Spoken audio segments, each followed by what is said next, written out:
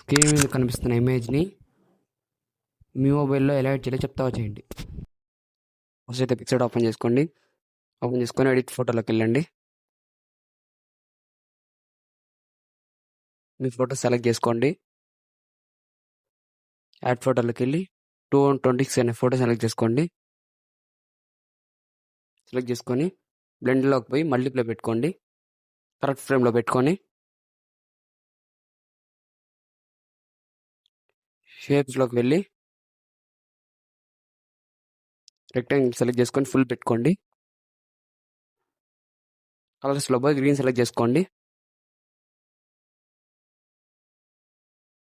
బ్లెండ్లోకి పోయి మల్టీప్లై పెట్టుకొని attachment click చేసి యాపెక్స్లోకి పోండి.